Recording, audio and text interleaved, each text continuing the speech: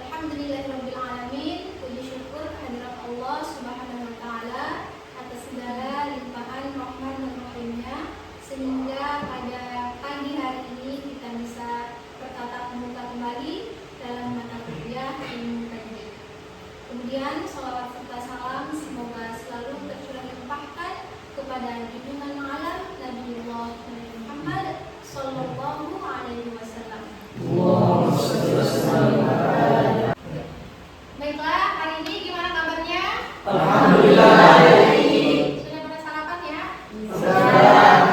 Baiklah, minggu lalu kita sudah membahas tentang jenis-jenis atau cara-cara membaca Al-Quran. Minggu ini kita masuk pada materi kedua, yaitu materi hukum bacaan nun sukun dan tanwin. Minggu lalu kita sudah membahas tentang jenis-jenis atau cara-cara membaca Al-Quran. Ada yang masih ingat? Saya.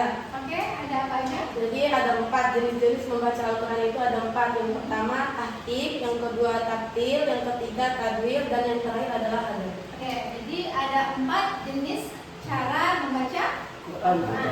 Ada yang bisa mendefinisikan? Oke, silakan. Tahqiq yaitu membaca Al-Quran dengan sangat pelan, hati-hati dan memperhatikan setiap huruf, makhraj, sifat serta hukum tajwid secara sempurna. Oke, yang kedua hukum bacaan takdir. Oke, ada yang bisa? Saya.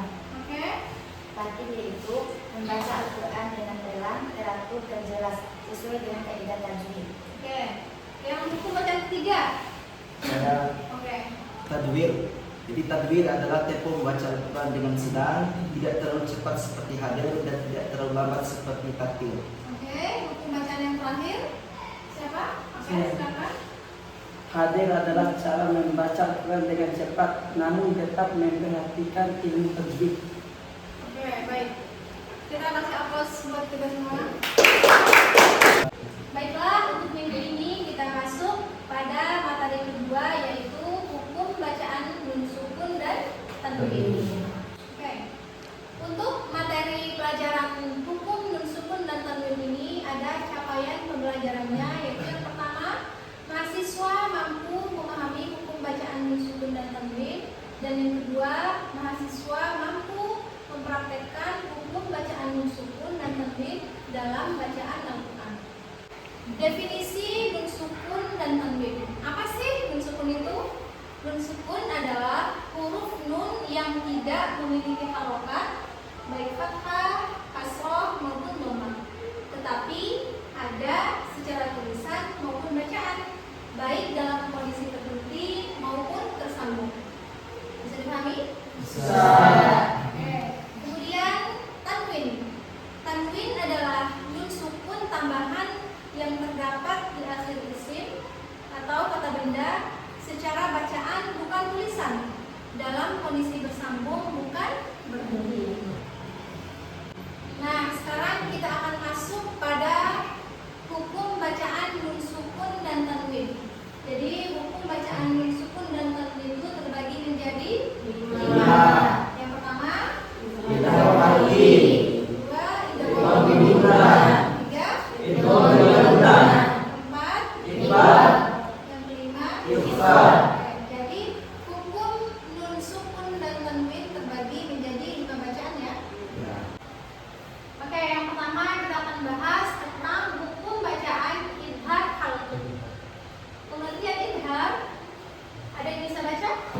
Perwakilan satu orang. Saya. Oke. Idgham khalqi adalah membaca nun sukun atau tanwin dengan jelas tanpa dengung ketika bertemu huruf-huruf khalqi. Oke. Jadi idhar itu artinya bacaan yang Jelas. Oke. Tidak mengandung dengung saat kita membaca bacaan idhar. Nah, kemudian adapun huruf-huruf idhar khalqi itu ada 6. Pertama ada hamzah, ada ha, ada ain, ada ha, ada wain, ada kha. Coba diulang. Huruf idhar khalqi ada 6. Yang pertama Hamzah, ha, ain, ha, ghain, kha. Oke. Kemudian untuk catatannya, kenapa disebut idhar halqi atau disebut halqi?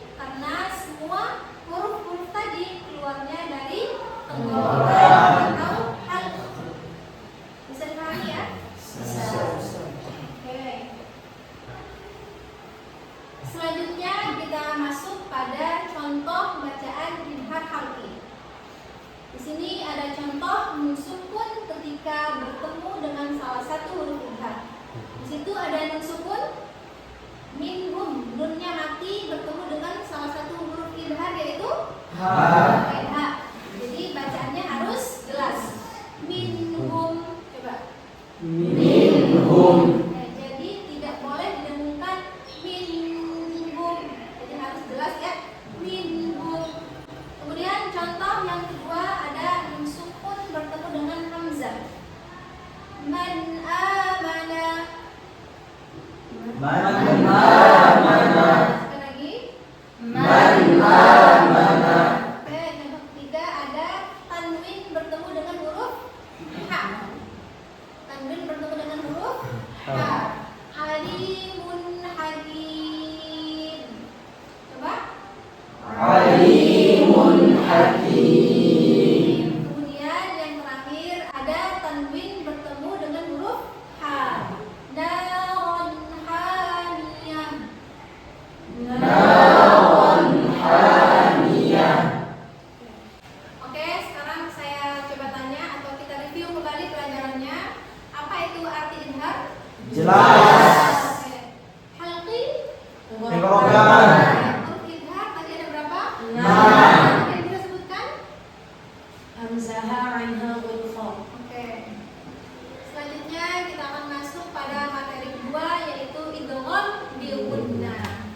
Pengertian idgham bil gunnah. Secara bahasa, idgham berarti memasukkan dan bil gunnah berarti dengan dengung. Kemudian pengertian secara istilah idgham bil gunnah adalah memasukkan bunyi nun sukun atau tanwin ke dalam huruf berikutnya dengan mendengung atau menggunakan selama 2 harokat atau 2 ketukan. Nah, kemudian kita masuk pada huruf-huruf idgham. Huruf idgham itu ada 4, yaitu ya, nun, mim, dan waw. Kapan dibaca idgham? Ketika ada nun sukun atau tanwin bertemu dengan salah satu huruf idgham. Sekarang kita masuk pada contoh bacaan idgham bi gunnah. Di sini ada contoh bacaan nun sukun ketika bertemu dengan ya. Faman ya'malu dibaca faman ya'mal. Coba sama-sama. Faman ya'mal. Contoh kedua ketika ada tanwin bertemu dengan huruf nun. Amilatun nasibah. Sama-sama. Amilatun nasibah. Kemudian ada contoh ketiga laha min wa tab. Lahabin wa tab. Kemudian yang terakhir ada amadin muwaddadah. 1, 2, 3. Amalin muwaddadah. Nah, seperti itulah contoh-contoh bacaan idgham. Kemudian kita akan masuk pada materi ketiga yaitu bacaan idgham bila gunnah. Oke. Pengertian idgham bila gunnah.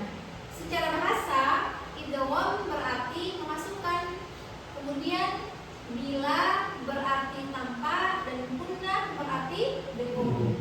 Jadi, idgham bila gunnah adalah memasukkan nun sukun atau tanwin ke dalam huruf-huruf tertentu tanpa disertai dengan dengung atau gunnah. Adapun huruf-huruf idgham bila gunnah ini hanya 2, yaitu lam dan ro. Kalau tadi idgham bil gunnah hurufnya 4, kalau idgham bila gunnah hurufnya ada 2, yaitu lam dan ro. Kemudian kita masuk pada contoh bacaan idgham bila gunnah. Yang pertama di sini ada min rabbihim. Nah, huruf nun diidghamkan ke huruf ro tanpa didengungkan. Jadi langsung dibaca min rabbihim. Coba sama-sama. Min rabbihim. Oke. Yang kedua ada contoh min ladunhu. Di situ ada nun sukun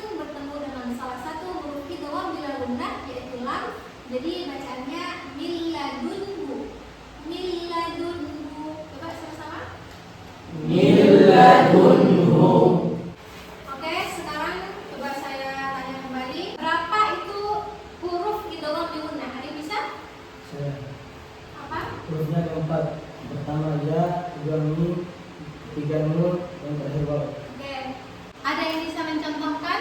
Saya. Coba. فمن يعمل عمل ممددا. Oke. Kemudian contoh bacaan yang keempat yaitu iqlab. Pengertian iqlab secara bahasa yaitu mengganti atau membalik. Selanjutnya, pengertian menurut istilah iqlab adalah mengganti huruf nun, sukun atau tanwin menjadi huruf mim apabila bertemu dengan huruf ba, disertai dengan gunnah atau dengung selama 2 harokat. Huruf iqlab ini ada satu, yaitu apa? Ba. Oke. Jadi huruf iqlab cuma satu, yaitu ba. Adapun contoh membaca iqlab dalam Al-Quran kita bisa lihat bersama. Di situ ada anbikrum. Anbikrum itu dibaca menjadi ambikrum. Jadi bunyi nun sukun tadi berubah menjadi bunyi mim sukun. Oke. Kemudian contoh lain di situ ada sami'un basir. Sami'un basir dibaca sami'un basir. Coba sama-sama.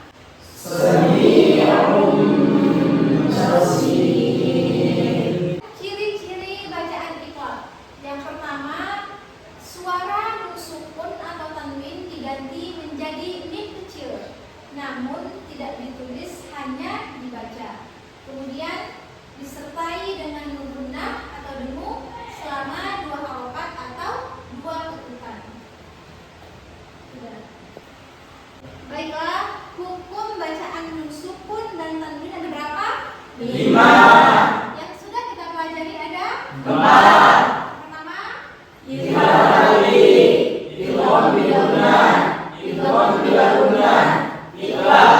oke. Sekarang kita akan memasuki materi terakhir yaitu hukum bacaan ikhfa. Ikhfa adalah membaca nun sukun atau tanwin secara samar antara idhar dan idgham ketika bertemu dengan huruf ikhfa disertai gunnah atau dengung selama 2 harokat. Adapun huruf-huruf ikhfa ini ada 15. Yang pertama ada huruf ta, ada jim, dal, zain, sin, shin, sod, bod, ko, mo, fa, kof, dan kaf. Oke. Kemudian untuk contoh bacaan ikhfa kita contohkan ketika nun sukun bertemu dengan huruf kaf. Ada minka. Kita sama-sama. Ada contoh lain ketika nun sukun bertemu dengan fa, anfusahum. Coba sama-sama.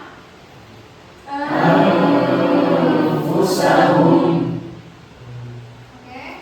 Selanjutnya ini skema untuk hukum nun sukun dan tanwin. Bisa dilihat di depan ada idhar, hurufnya ada 6. Kemudian ada idgham bi gunnah, ada idgham bila gunnah, ada iqlab dan ada ikhfa. Gimana? Bisa dipahami? Bisa insyaallah. Ya. Demikianlah pertemuan kita pada materi kedua ini. Semoga apa yang kita pelajari bisa dipahami. Mari kita tutup mata kuliah kita pada pagi hari ini dengan sama-sama membaca hamdalah. Wassalamualaikum warahmatullahi wabarakatuh.